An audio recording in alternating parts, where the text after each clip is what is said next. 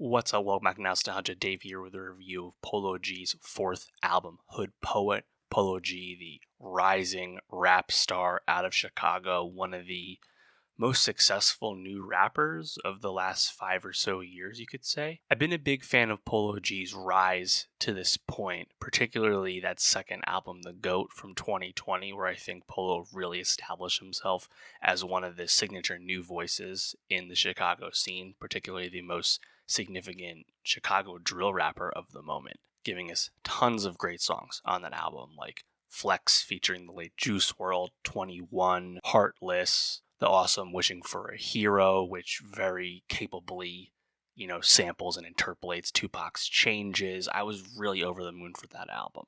And a funny thing kind of happened out of that, where Polo, who to this point had been a really hard artist, the biggest hit off that album ended up being not one of those lead singles. It ended up being Martin and Gina off that album. That song is over 900 million streams on Spotify now.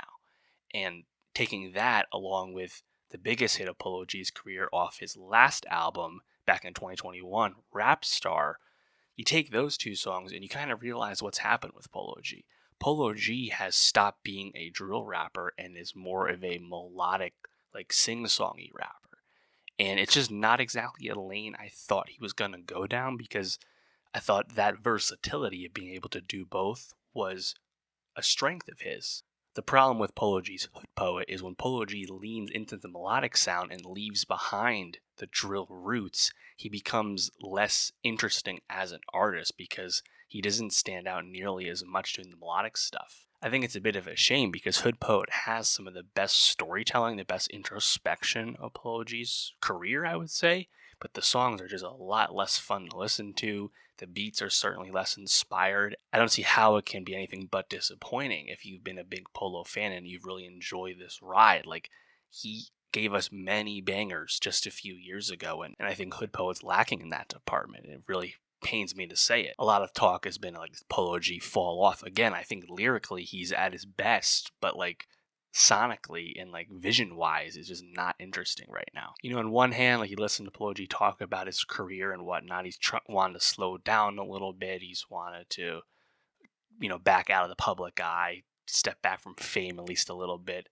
We've noticed the dreads got a little longer, definitely looking like Chief Keef these days. Looks good, but it clearly seems like he's tried to change his trajectory and going into this melodic route. I mean, it's just a clear shift. I don't know how else to say it.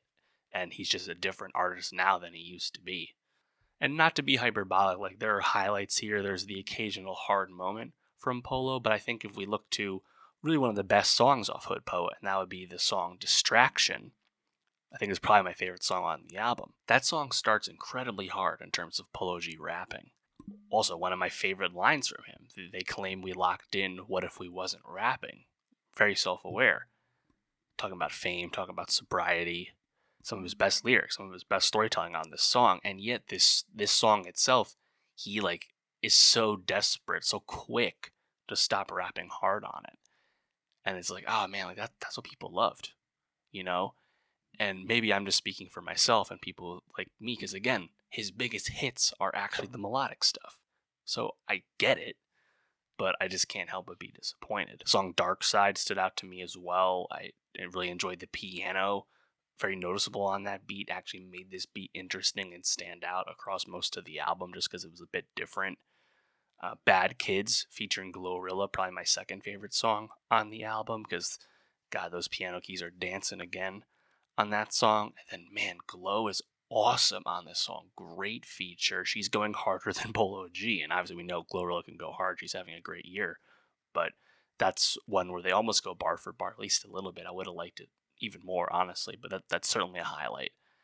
Then Survival of the Fittest featuring Future, solid song, and clearly like Polo's trying to lean into the future side of things in terms of the music he's making right now. So again, I understand. Father's Day, the second to last song, you can probably guess what this one's about. Incredibly introspective about Polo G's past and his dad leaving and whatnot, and how that makes him feel.